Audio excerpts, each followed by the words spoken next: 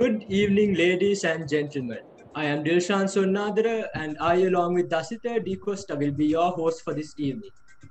It is with great pleasure that we welcome you all to STATCON 2021, which is organized by the Stat Circle of the University of Colombo. STATCON 2021 is organized to bridge the gap between the expectations of the industry and the academic fields by the fusion of ideas and experience of two spokespersons for each expertise at the same forum. Before we move on with our main event, I would like to give a formal welcome to the Dean of the Faculty, Senior Professor D.U.J. Sonnadara, who is here despite his busy schedule.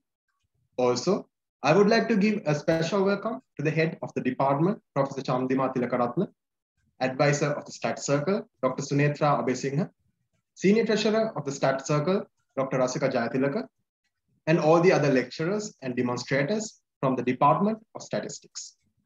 Also, I would like to welcome representatives from our sponsors and students and everyone present. Finally, I would like to give a special welcome to Mr. Rohan Fernando and Mr. Rajith Munasinghe for graciously agreeing to share their immense knowledge with the upcoming workforce in the industry of statistics. So before we move on with today's proceedings, we have a short video from our gold sponsors, Acuity Knowledge Partners. Please enjoy.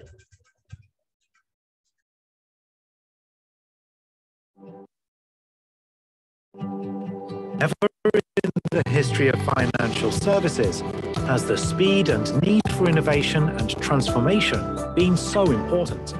To stay ahead of customer expectations and business changes, regulators are bringing in new reforms. Being a leader is not enough. Organizations need to evolve and transform.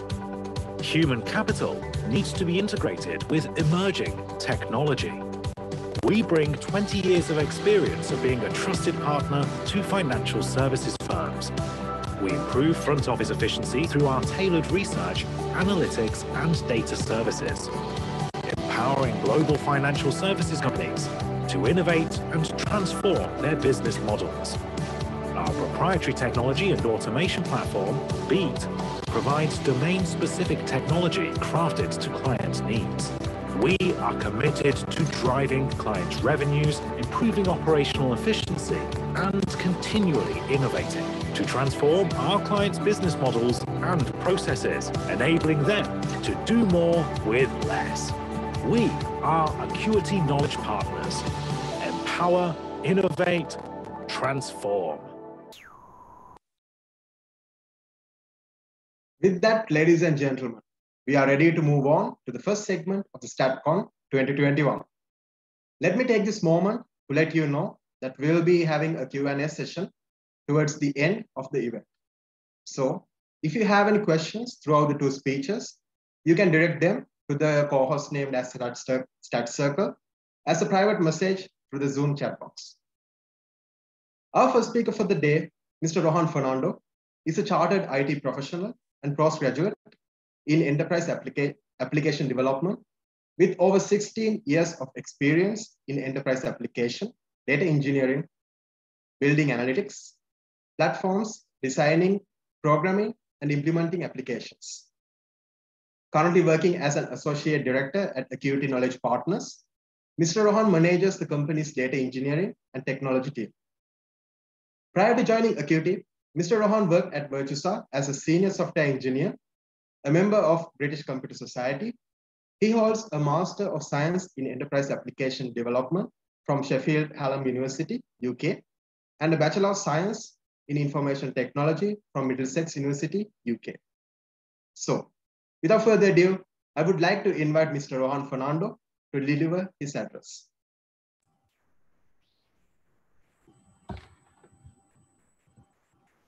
Hi, good evening. Thanks, everyone. Thank you very much, Stat Circle, for inviting me for this. And then thank you very much, the Dean of the University, and then the Head of the Department, and all the lecturers. It's actually a great privilege to be here. The Department of Statistics, one of the best place which produce talent for us. So it's always a pleasure to, participate for any of the events that you all organize. So, and it's always feel good to know that one of my friend is on the other side to speak just after me, Rajith. So to start with, I think I'm going to talk about very basic things. I'm going to talk about what kind of hypes that we have and what is the kind of reality in the industry, and what sort of things that we should look at. So I think everyone talks about this data science and then artificial intelligence, a lot of buzz around it. So I'm not going to talk much about those things because everybody talks about it. So I'll take a step back and then I'll start from the career point of view, because I know all of you students now, you all are studying and then you want to maybe move into the industry or continue with your higher studies. So I'm sure everyone must have planned certain things. So these plans, it gonna decide your future, and the decisions that you take today, it will decide the fate of your entire career. When I say career, it's not 2 or 3 years, it's decades. It's going to be a decade-long careers. So I'll probably share my experience. When I was a student, there were a lot of myths and assumptions that we had. So I'll share those so that it would help you to take the right decision. So I was doing my bachelor's in information technology, and there was a big misbelief and a myth saying that the first one was the things that teach during your the academic career or in the program is not what you'll get in the industry. So that's one of the big misbelief that we had.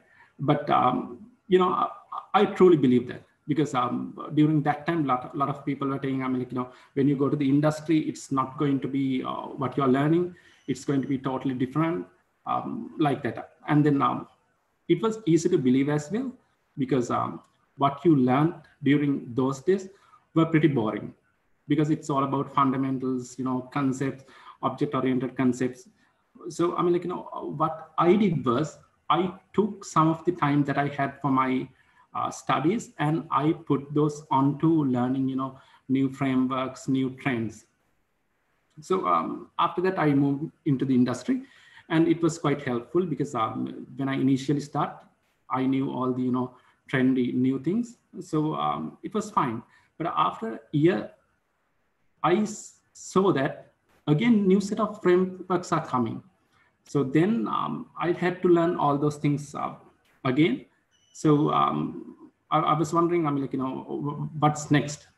And as expected, again, new things came. So when it took a few years for me to realize that everything is based on some of the fundamental concepts, which were the, actually the curriculum back in the days.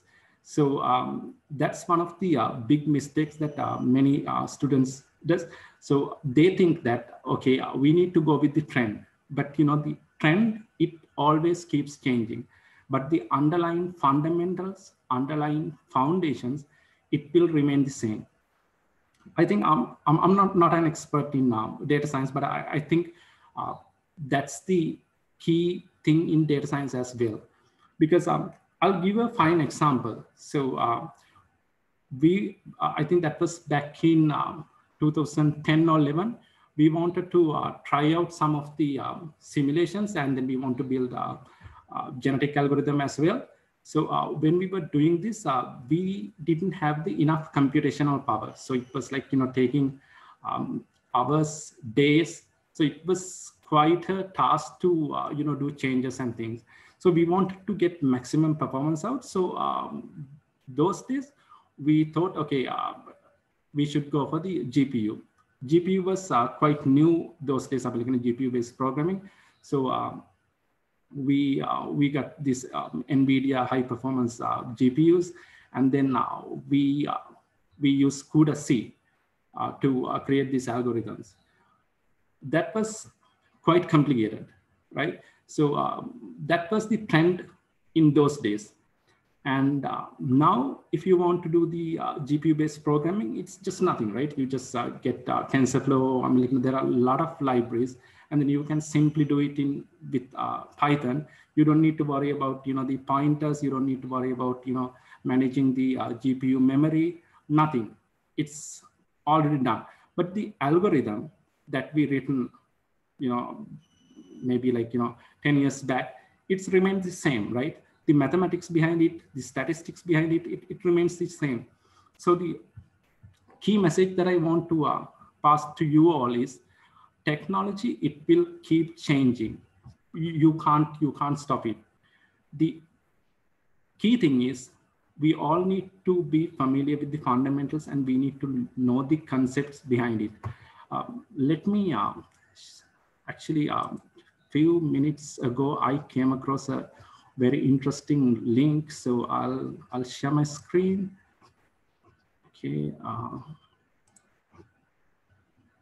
Yeah, so this is the technology hype cycle, which was published by Gartner. So here you can see, this is back in 2005. So here you can see what are the kind of technologies that they predicted, but what were the trends back in the days. So here you can see text mining. So they expected to come out in 5 to 10 years to the industry. And then, yes, so you see business process, and then, desktop search. Now, none of these technologies are not the trends right now, right?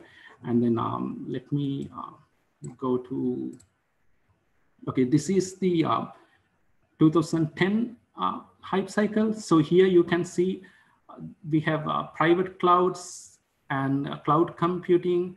So those were like the key trends, right? But now, if you look at cloud computing, I mean, like, it's already there, right? I mean, like, everyone is using, even kids, they can go and use cloud computing, right? So those were the trends back in the days.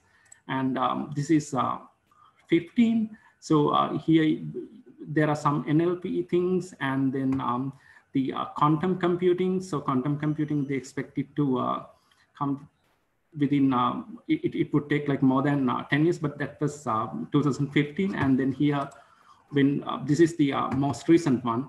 And then you can see here also, they'll have the quantum machine learning. So it always keeps changing, but the fundamental concepts, it stays the same. So what we need to focus is the learnings that we get. So let me get my slides. Yeah, so when we are looking at the future, we need to identify what are our key strengths. I mean, like, in your case, it's going to be statistics or mathematics, which has become the field right now. Because now everybody talks about data science, but data science, it's, I mean, like, that the application is new, but the concepts were there for many, many years. It's what happened was the computational power became available. It became cheap. It became available for everyone. So that's what changed the whole dynamics. But I mean, like, all these concepts, it was there. So I think with quantum computing, I mean, like, this would drastically change. We might get into a new paradigm as well. Okay, so the biggest problem in this particular field. So I'm going to share my experience. So when it's come to data, the biggest problem is people get too excited with data. But the reality is most of the data, you might not be able to use it. So we are working with a lot of the large investment banks. And then now we have access to so many data sets. And in some cases, we pay and get these data sets as well. And it's quite hard to get actionable items from some of the data sets. We even had access to some of the largest social media data sets. Right now, there are a few problems. One is when you start looking at it, it's quite exciting. I mean, like, there's so much that you can do. But when you start doing it, it's it's not as, you know, a happy thing that you would have expected. The key reason is there are so many variables, and the other thing is right now, a lot of the people, they start getting into machine learning or AI without using their traditional statistical knowledge. So when it's come to data, don't get too excited. First, use your statistical strengths and look at the data and then get some insights. And then, I mean, like, you know, gradually move into the machine learning or whatever the area that you think gonna give you the best results. And then technology. So one of the biggest problem right now is because this data science has got so much popular. So we see that some of the technologies are getting converted themselves into this particular data science world. And on the other hand, we have, you know, statistical students and then, you know, mathematicians getting into this particular field, right? So the area which, you know, students get lost is this technology, because some are not quite good with technology. So because of that, they put a lot of effort learning these new technologies and things, but don't ever do that at the cost of learning your core strengths, because your core strength is something else. So I'll give you a good example. So because technology is just an enabler. So it's not the thing which can do everything. So actually we, I'm, you know, privileged to tell that I'm like, you know, one of our, or rather the best Python developers that we have are from your own university, the STAT department. So that's why we have a very good relationship with your department, because for our all the big engagements where we have, you know, data science, data engineering, and sometimes pure technology as well, we reach out to your department because we know the caliber of the students who are coming out, and we are not too worried about this, you know, the technology aspects and things, because we know for a fact we can provide the you know, training, and then we know the capacity that students has, and we know, and it was proven that they can become, you know, fine quant engineers or data engineers. So don't worry too much with the technology, because it keeps changing. And then the other thing is, you need to know your data. So that's why I said, I mean, again, it's really important to have that, you know, statistical basic understanding of the data. This is one other reason why the students coming from your university are doing much better. So our teams, they are working with all the data teams from London and sometimes from North America as well. So the edge that our, you know, our Sri Lankans has is, our Sri Lankan team has is, they understand the data. So they might not be fancy with, you know, all the, you know, tech things, but they understand the data. So this is what head of research would want, right? Because end of the day, nobody's going to ask you what was the, you know, technology that you use. Did you use TensorFlow or did you use PyTorch? Finally, it would come to the actionable items which can generate revenue for a head of research, or maybe a fund manager, or the stakeholders, right? So this is where you need to have your common sense. You need to know the data, or the, you know, the business part of the data. So that's why when you look at data science, there is a domain element as well. If you know the domain, then I mean, it's quite easy. And then in data science, we had seen a lot of failures. We had seen a lot of successes as well. So one of the methods that we have identified which generate quite a good results is the agile methodology. So we are working on many of the research, especially in the financial world. So with several clients, and we are working with across a lot of the large investment banks as well. So what we have realized is we need to be agile. So generally, as a practice, what we do is when we have a research idea, so basically most of the time research ideas would come from the head of research or from an investor. So when we have that, we try to isolate that problem, because you need to understand the problem. Right now, the biggest issue is people, they just want to jump into that AI or machine learning world. So they are starting with the solution, not with the problem. So we try to understand the problem. And then once we isolate that, so at that level, we would know what is the exact business case of that problem. So at that stage, we know the data. So then we start building a proof of concept.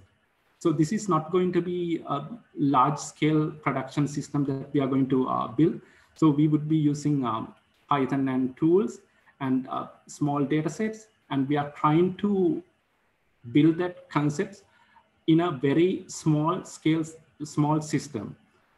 So when we do that, we make sure that we get constant feedback. So we would have several test cycles, and we would have constant feedback from the business owners, because end of the day, they are the people who wants that, and they are the people who knows what sort of actionable items that they can derive from that. And once that proof of concept is done, and once everyone is sure that it can be the solution, then we build it on our large scale platforms. So then we are talking about, all the pipelines, the Apache Airflow, and then Hadoop, all this production system. That's where it comes. Because the problem is, we had seen over the past few years, people make a lot of investment building massive infrastructure and then building things which generally fail. So we have seen some systems which were designed by very talented people, but with very less involvement from the domain side. So these systems, even some of the products were award-winning products, but after two or 3 years time, they couldn't continue that, because they can't explain what's happening when the economic changes comes in. So most of these products started failing during the COVID time, but some of the products we built with our clients with the help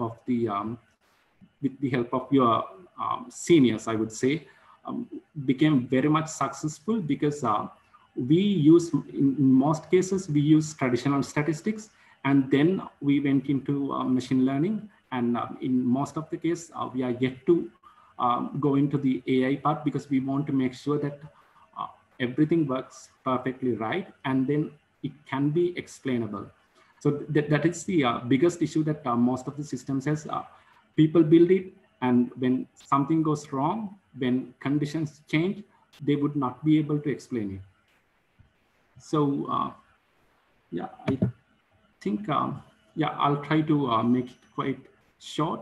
And I want to touch upon this, your responsibility, because right now, this data science has become the thing in the world. All the investment banks, all the tech firms, all the organizations are spending billions of dollars. And there's a huge shortage of talent. It's not only in Sri Lanka, it's across the world. If you look at any market, people are struggling to recruit good data scientists, because you have people who can play with Python, who can build an AI model or something, but that core statistical skills, that is very hard to find, and that's something you can't train within 3 to 6 months. So all the countries, they are struggling with this, but luckily we have few faculties, a few departments like yours, where now we are trying to work with to build this talent pool, because as a country, we have a great opportunity in this particular field, because if you look at traditional software engineering, it has become a volume game. So you need to have a lot of people. So it's quite hard to compete with some of the countries who can provide that massive labor force. But when it's come to this data science or AI or anything that you call, anything to do with data, it's not about a volume game. It's all about the quality and high skill sets. which is quite available in Sri Lanka. And I think, the department like yours and some of the other state universities, they have laid a nice foundation. So I would say now all these stars has aligned, because if you look at a few years back, the usage of statistics was not very common in the tech world. But right now it has become the thing. So I think it's your responsibility to build or rather capitalize on those events, because it's hard to come by, right? The industry needs a lot of talent, and then you all have that fine background. Maybe you need to touch on some of the other areas, and then I think you'll be producing raw talent that industry would require. I think a Stat Circle, you guys are doing an amazing job, but I think you'll have to do more, where you'll have to have like a national initiative where you can enrich the talent pool, and then the upskill all these statisticians to become fine data scientists, and we as an organization would always be helpful. And then I think some of you might go out of the university in a few months' time or maybe next year. But always remember that this is the you all are privileged to be a part of this department. So even when you go to the industry or maybe to higher studies, don't wait till university reach out to you. Just reach out to the university and try to change things, because as a nation, that's what we need to do. We should not wait till the change happen. We should initiate it.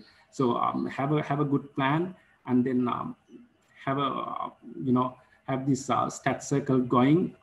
Once you leave the university, don't think that you are out of it. Be part of a Stat Circle.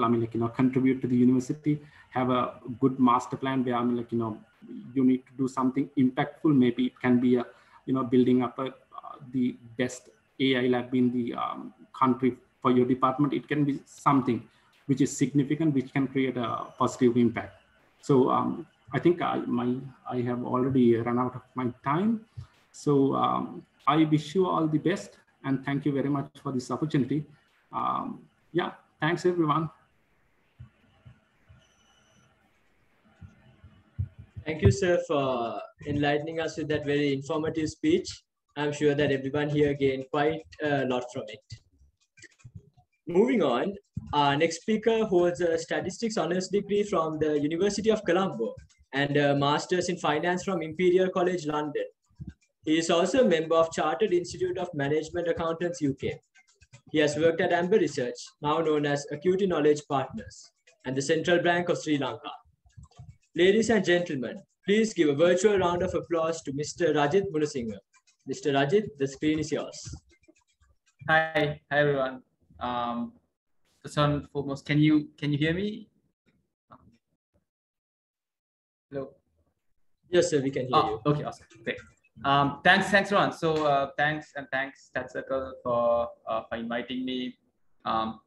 So I'd like to give the perspective of a lecturer like Rohan, who known each other for more than a decade now, where when I worked at Amber.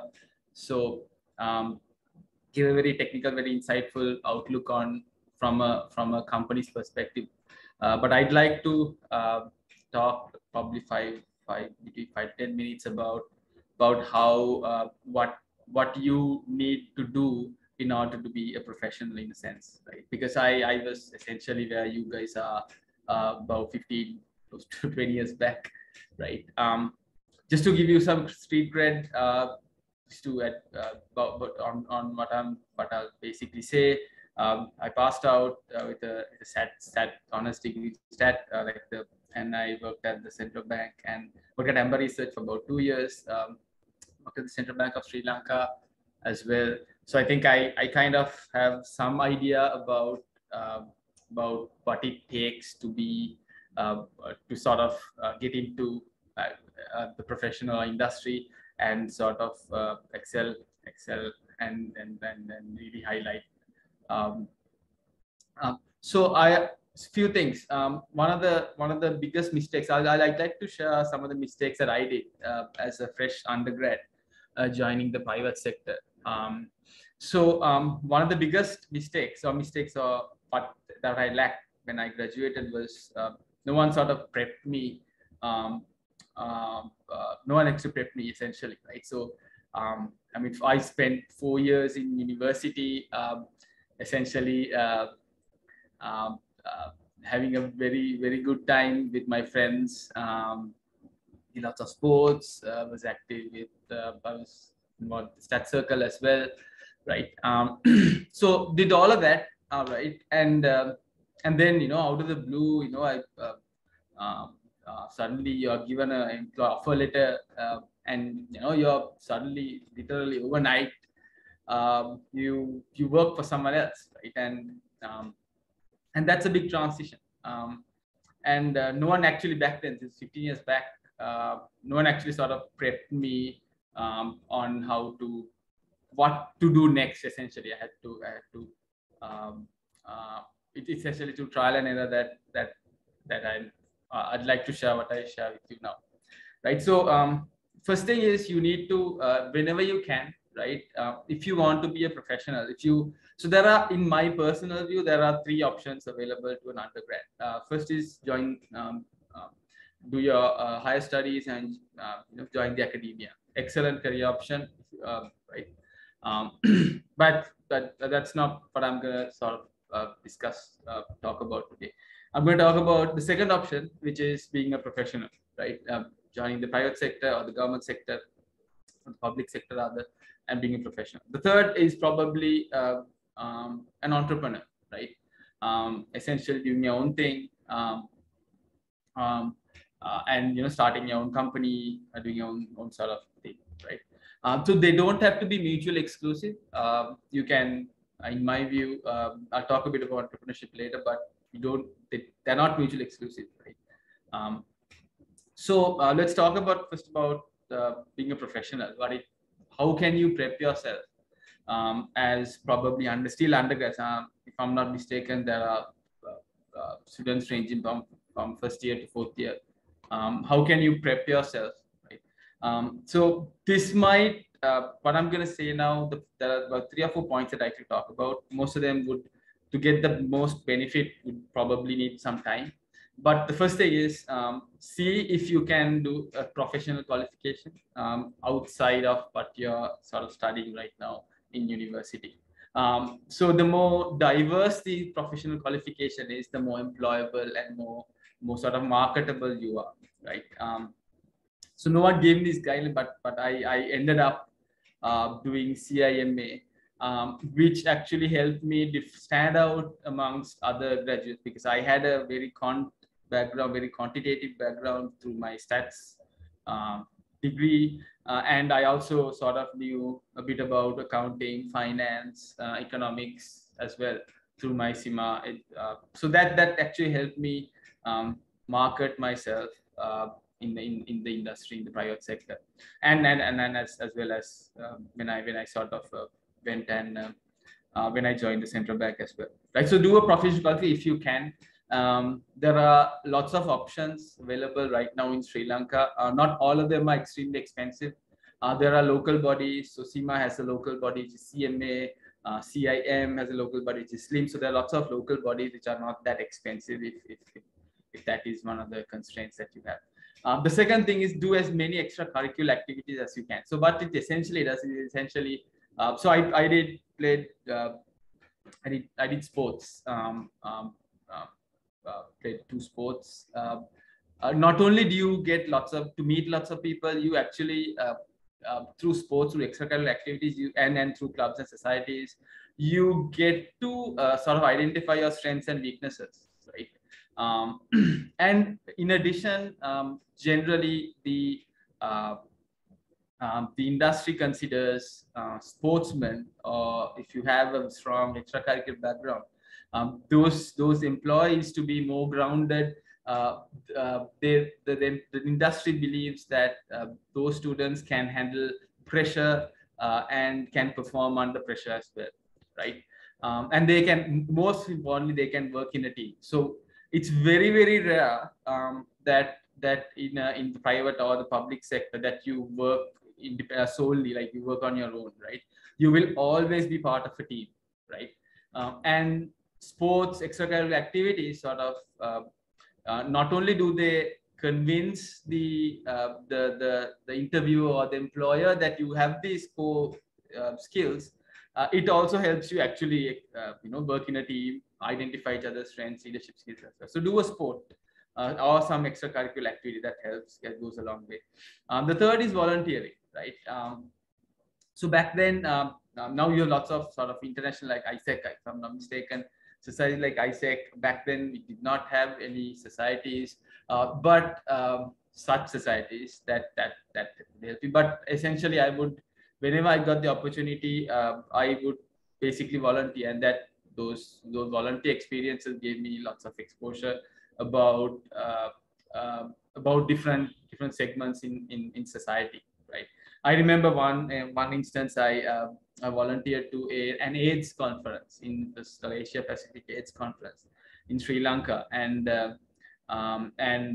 got a lot. I mean, essentially, my horizons essentially broadened as to plight of someone. So it's extremely important that you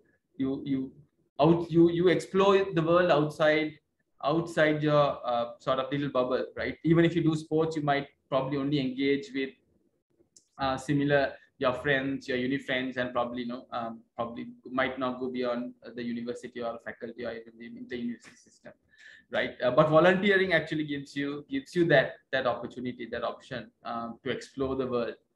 So essentially, get as many experience as you can about where you're about the world at large, about the environment or the industry sector that you'd like to go into. That will definitely prepare you. The other thing I'd like to point out is entrepreneurship, right? So entrepreneur essentially means you are it's a hyped up, it's very hyped up. Lots of people, if someone asks you to name like 3 entrepreneurs, I'm sure you'll all 3 of them would be billionaires, right? But entrepreneurship is not just becoming a billionaire. There's a reason why there are only like 1 million billionaires, right? Or probably like 1,000 billionaires. But that does not mean that there aren't any entrepreneurs. There are lots of, like, millions of entrepreneurs who will lead very, very fulfilling, very happy lives. So if you really want to become an entrepreneur, or do your sort of, if you want to start your own thing, do your own thing, my personal advice is don't jump in right now. Test the waters a bit. If you have a really cool idea, connect with people who are likely to execute that idea, and at the same time who do not have the same skill set that you have, right? For example, if you have this amazing idea for an app, right? And if you are personally really good at coding, for example, you should probably connect with someone who is really good at marketing or sales, right? Because you can manage the coding bit. But marketing, you need someone else. So if you really want to go down the entrepreneurship path, my personal advice: connect with people who are like-minded but with different experiences, exposure. The second thing is try the waters a bit before you jump right in, because what comes with high risk is high return is always high risk, right? My personal advice: work a bit in an area or in a sector that is in line with what you'd like to do. Get some experience, get some exposure, right? And then you can probably venture out once you've gained enough experience in managing people, in in dealing with people, and how to work with people, and then once you've acquired the necessary tech skill set that is required, you can actually then move on to entrepreneurship. One more thing I'd like to before I stop. So you guys are very, very lucky, because right now, like I think Rohan touched on this as well. With the advent of lots of the technology, databases and computational power, right? Data is like, it's a very cliched phrase, but data is the new oil, right? So with that, right? So there's what Rohan essentially also said was, you need people who know data, right? So data is the new oil. Everyone knows that if you have data, you can make lots of money. You can make all these magical things, right? But you have this data. It's like it's like oil trapped underneath the sea. Unless you know how to extract the oil, the oil is essentially useless. It's there. It's just there. So so similarly, right? Now with this explosion of data and processing and power and all of that, people are on the lookout for individuals who can work with data, right? And they've coined this term, data scientists, essentially, right? So what edge do statistics graduates have, right? So statistics, in my personal view, is the only discipline that trains its disciples, okay, to work with data, right? So what do chemists work with? They work with chemicals, right? Physicists work with the laws of, right, etc., right? And what do statisticians work with? They work with data. And statistics as a discipline is the only discipline that trains its students on managing, visualizing, dealing with data. So if you are lucky enough to do a stats honors degree, right, for 4 years, right, you will essentially be working with data on visualizing data. What's the best visualizing method? It's essentially data, right? So a stats graduate is essentially the closest, would have the best academic background out there to deal with data. And that's kind of why stats graduates, like Rohan said, right, statistics graduates, they understand data. It's obvious. That's their bread and butter. From assignments to exams to all of this is around manipulating data, visualizing data, making sense of data, making predictions of data, right? So that's I think personally that's a key thing that you need to understand. Why statistics in this era, this data age of data is important, because it essentially trains you. Yeah, that's kind of what I had. Hopefully you guys have questions for both Rohan and I. We've known each other as well, so we're happy to address some of the questions that you might have later. Thanks. Thank you very much, Mr. Rajith, for enlightening us with all the information. I'm sure it will help me and all the other undergraduates in the years to come. So, the most awaited part of today's event, the panel discussion, followed with the Q&A session. So just to let the speakers know, the questions are directed at each speaker, but the other speaker can add his input to the question as well. The first question of the day is directed to both speakers. So when we join an organization as an intern or a data analyst or a data scientist or a research analyst or any other of the vast number of job roles in the statistics industry, what are the industry expectations of the skill set for each of the different roles of the industry? First, I would like to listen to what Mr. Rohan has to say about the question. Thanks. Quite an interesting question. But I'm like, I'll share my perspective.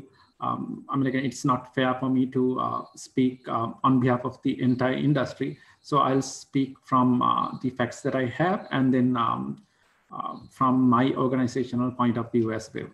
So when we look at fresh graduates, the key thing that we look at is, one of the key thing is definitely academics. That's something that we would be looking for, because our clients, they are particularly looking to the grades that you have.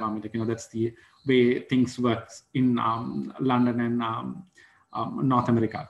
So, so that's one thing. But from our perspective, we look at how passionate you are. I mean, like, you know, how much drive that you have. So one might think that we look for people who can do programming. Not really. We have recruited fresh graduates from your university who didn't have any Python knowledge, and they have become the they are the best of the best Python developers that we have across all the locations. I mean, like, you know, we have several offices in India and then China and some other places as well. So they are like the best that we have. And when they joined, they didn't have any Python background, but they were proper statisticians, and they had the passion, they had the drive to learn.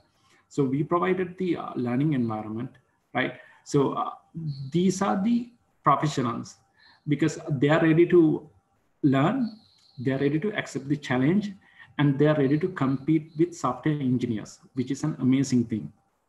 So when we build teams, we get statisticians, and in the same team, we might have software engineers who got a wonderful computer science background. But the best thing is some of these students, they are ready to compete, because they are ready to put extra effort to learn things, and then, you know, be at a stage where they can even compete with any of the data analysts or data scientists. I mean, like, you know, you call several, you know, designations for them. I mean, like, you know, quantity engineers, they are head and shoulder with all the you know, top analysts coming from London as well. So that's an amazing quality. That's why I mentioned that first focus on your studies, and then because I think Rajith brought a wonderful point, which is the industrial certifications. So if you want to learn these, you know, new technologies and things, I'm looking, you have, you know, Microsoft certifications, you have AWS certifications, so you have everything. So, but the key thing is learn your statistics right, because that's the hardest skill set for us to find. And the other thing is, you need to be passionate. You need to have the right attitude to come and work for us. So everything else, I mean, like, you know, we can take care of that, trainings and mentoring. So what we need is that higher grades, if possible, wonderful, and that attitude, and then passion. Thank you very much, Mr. Rohan. Mr. Rajith, sir, would you like to add anything to that? Yeah. So statistics, I think, there's a famous quote, I'm misquoting this, but statistics, we work in the backyards of all other disciplines, right? So statistics right now is taught for doctors and medical undergrads, nursing students, engineers. Almost all degree programs have a stat module, right? So what does this basically tell? It essentially tells us that it's a discipline that can fit into most industries. That's required or essential in most sectors, right? Just to give you an example, if you work in finance and the applications of finance, it's essentially quantitative finance. It's called quant finance. The application of statistics in economics is called econometrics, and people who work are called econometricians, right? Applications in marketing research is called, so marketing is called marketing. So what I'm trying to make is there's like, you know, statistics as a I don't think it as a separate individual field. It has lots of credit, but coupled with a domain, I think there's lots of value in it, right? So it's important as graduates or as undergrads that you understand where stat can be applied, and a personal preference comes into play as well. So I personally, when I did my CIMA course, I got, you know, I was exposed to economics and finance, and that's kind of how I branched off into, you know, that area. So it's important if you're undergrad, understand that stat has lots of applications, and and you need to, because of that, you need to really understand some of these domains as well. If not, you might not be, you'll essentially fall off the edge. And so my personal thing is understand what you like, where you want to go in life, and then build that skill set around your core stat academic background, and that'll help you. Thank you very much, sir. So let's move on to the next question. So this question I would like to direct to Mr. Rajith. So as you know, we learn a bulk of knowledge as undergraduates. So when moving from the university mindset and the theories that we learn to the practical applications, how do you think an undergraduate should transition so that he or she can adapt accordingly? Yeah, I think I touched base on this earlier as well. But essentially, you know, I think Rohan made some very key, valid points. You need to be open-minded. Right now, what most employers are looking at is not probably, it's essentially the attitude of the employee, right? How hardworking that person is, how open-minded that person is, how willing to work with others, how willing to compromise when you work with others. Those are some of the skills that you, even if you have them, you need to communicate them that you have them, right? Sure, you might have them, but unless you convince someone else that you have these core skills, it's very, very difficult. The other set of skills, the academic background, it's very, very easy to communicate, right? I mean, you have your GPAs, you have the first classes, the classes, and you can communicate that very, very clearly. But some of the other skills that you might have and you have developed, you need to communicate these. Then that's kind of why I said, you know, so some of the extracurricular activities, the professional qualifications, all these sort of signal that you have these in your as personality traits.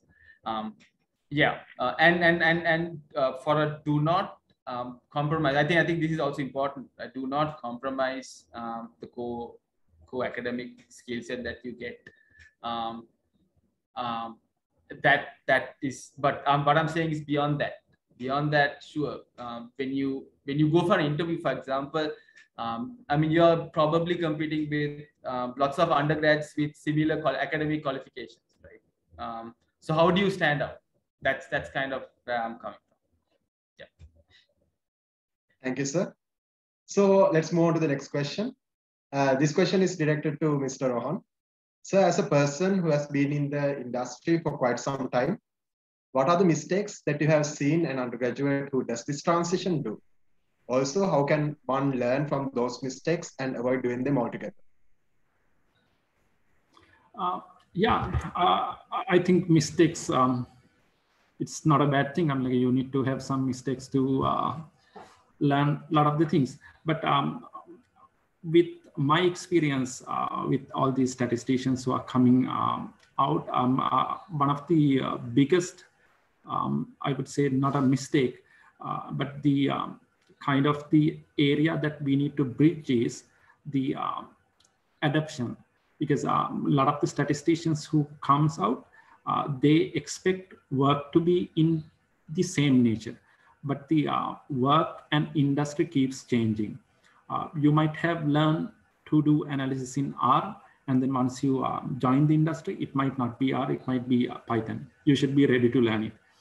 You might have learned Python, and once you come to the industry, it might be purely database work, or it might be some Scala or something else. You should be ready to learn. So you need to be open-minded in that case. And the other thing is you should not restrict yourself to a particular domain. You should be able to work across domain. So that's why your statistical skills are pretty important. Once you have that core strength, then you can work around all the other skill sets. One of the other mistake is some of the statisticians, what they do is they come and they see the, all these, fancy technological components and everything. So they quickly jump into the technology bandwagon. So what would happen is, once you go there, you would be competing with the software engineering people.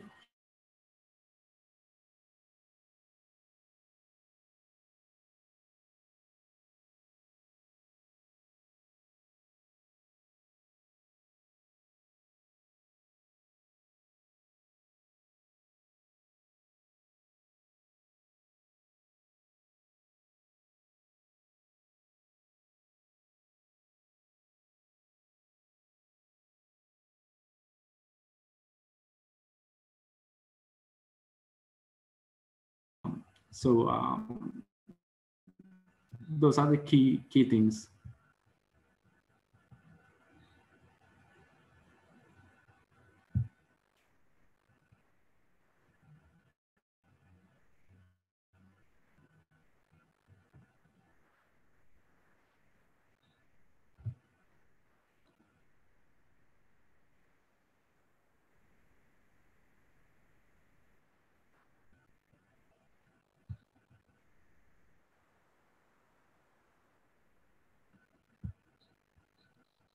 Sorry, sir. I think the moderator got disconnected for a while. I'll continue.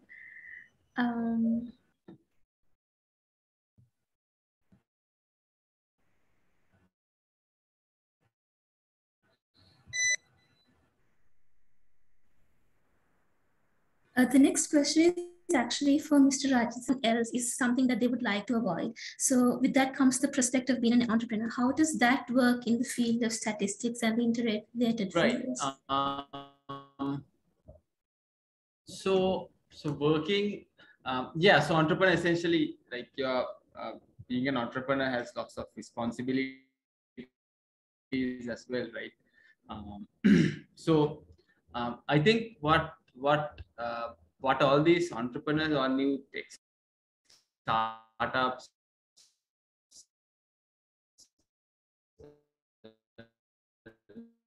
new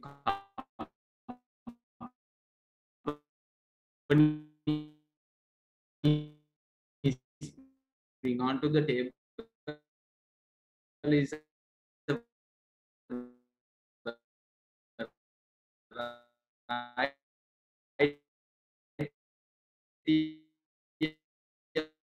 and if you like to do like designing things, and if you like coding, you can probably be a front-end engineer, maybe, right?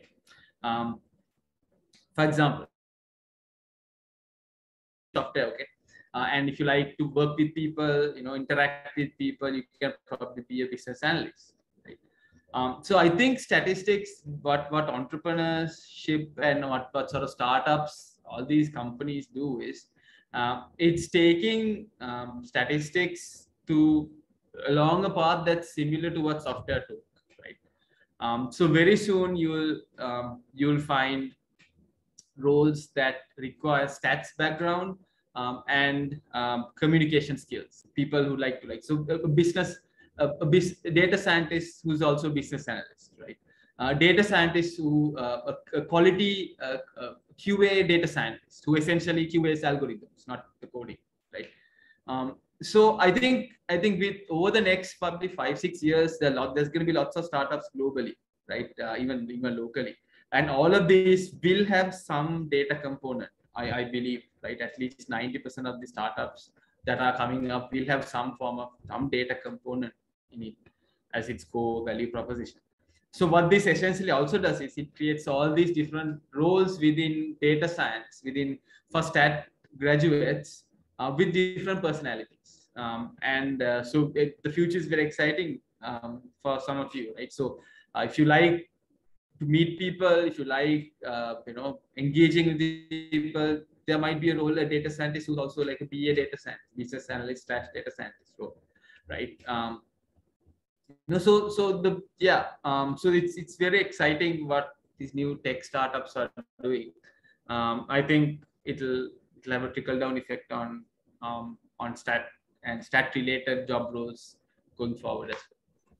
Thank you very much, sir, for the answer, sir. And now we will be moving on to the final question in the panel discussion. This question is also open to both the speakers to answer. So, sir, the final year research is something where undergraduates can gain more knowledge and experience. So, can you tell us how to select a proper research topic that will have a competitive edge when we are joining the industry? Rohan, go ahead. Yeah, thanks, Rajith. Yeah, so yeah, I think it's one of the most important thing in your program. That's the final year research. So my advice is first select something that you would love, that you really want to do. Forget about the industry, forget about what others are telling. It's something that you should really love to do. Once you select that, then I think I'm like, the what you really want to get is how can you make it, or how can you leverage that to support your career, right? So I think that's the approach that we have to take. First, we select what we love, and then what we like, with which we can spend the next 5 to 6 months. And then I think you can find the application where industry would like to have, right? For an example, let's say you really like to do some research, and then probably what you can do is, around that concept, you can build what sort of technologies that you're going to use. So if the industry trend is Python, okay, that's a great thing, because you can make that time to learn Python and then apply it, and then build a case for your job opportunity, right? Or let's say you are working with a large set of data, right? So then you'll spend some time to learn one of this big data management tool, which can be a great leverage for your next move. So in my opinion, that's how I would like to plan out a research or a project. I would not advise any student to go and select something that they don't like, thinking that it's what industry would require.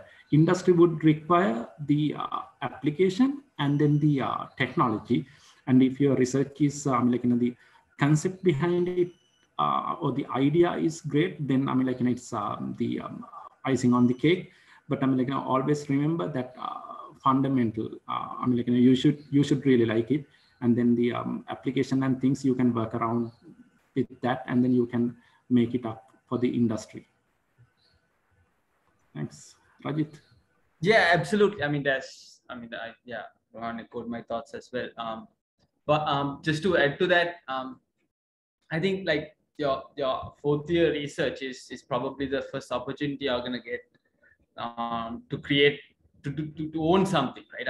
This research that you're doing, this undergrad research, is something that you can call your own, right? You worked on it for like months on end, and you're the only person in the world who's an expert on that research, on that very specific particular research. You essentially wrote every word on that thesis, right? So you're the world's expert on that, right? So and that's right. So and that's important, right? So it's like Rohan said, if you do it for the right reasons, right? If you pick a topic, pick an area for the right reasons, you'll actually enjoy doing it, and you'll actually end up doing a very good job. And you can't really fake that. The fact that you ended up doing something you really like actually comes out when you actually talk about your research as well. So absolutely, pick a area that you really are passionate about, and whatever that is, that's all you need. That's mainly what you need. So I'd like to share one instance where I used my research. So my fourth year research was on econometrics. Like I said, I really liked economics and finance. And that's kind of what I want to do. Not many did econometrics research back then. There were a few, But so basically, what I did when I for all my interviews, the central bank interview, I basically went and there were like 3 panels. I basically took my research out and placed it on the table and said I did the econometric research. This is how passionate I am about economics, etc. And from that point, that particular panel essentially questioned me on that particular research because, and I'm, like I said, I'm the world's foremost expert on that particular research, my baby. Right? And that essentially showed that the enthusiasm and basically, I think it showed that I actually liked what I did for that piece of that dissertation. It's something that was close to my heart. That's because I picked an area that I really so yeah, that's, I mean, yeah. So pick an area that you really like, pick an area that you're good at, and that's it. Do a good job, and can't go wrong. Yeah. Thanks. Thank you very much, Mr. Rajith and Mr. Rohan, for answering all our burning questions. I'm sure that everyone here gained quite a lot from all y'all's answers. Thank you very much. So since we are running out of time, that will be the end of our Q&A session. And now, ladies and gentlemen, it is time to mark the end of STATCON 2000. Thanks. I now invite Soumya Hansen. Thank you, Dilshan. Good evening to everyone present here with us today. We have arrived at the conclusion of STATCON 2021. On behalf of the Stat Circle, I would like to express our sincere gratitude to Senior Professor P.J. Sonnadara, Dean of Faculty of Science, Professor Chantima Tilakaratne, Head of our department, Dr. Sunetra Abesinghe, Advisor of the Stat Circle, and Dr. Rasika Jayatilaka, Senior Treasurer of the Stat Circle, who have been driving forces behind the entire process. We are very much thankful for all the lecturers and instructors of the Department of Statistics for being here with us today. Thank you for your guidance and all the hard work you have put into Stat Circle endeavors. My special thank goes out to the speakers of the evening for sharing your valuable knowledge and opinion in order to guide tonight's audience further in a career of statistics. I also wish to thank the professionals and representatives from the industry for being a part of today's event. I would like to take some time to thank our sponsors, London Stock Exchange Group, our platinum partner, Acuity Knowledge Partners, our gold partner, Potenza, our silver partner, Creative Hub and Slam Power Solutions, our mutual partners. Without your generous support, this event would not be a success. I would also like to take this opportunity to extend my gratitude to thank all the members of the Stat Circle who contributed with their time and effort into making this event a great success. Thank you all so much. Over to you, Dilshan. Thank you, Soumya. We hope you enjoyed participating in today's event and that you take back pleasant memories of today. Thank you so much for joining with us. However, before we finish, I would like to invite you all to pose for a virtual photo. For that, please turn on your camera for a minute if possible.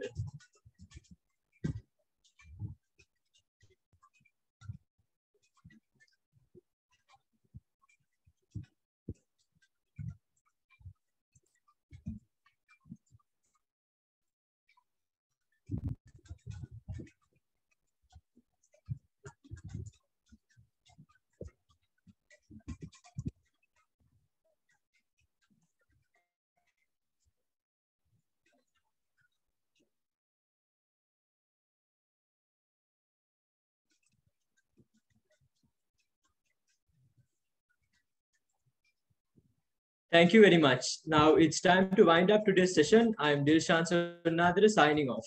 Good night and stay safe.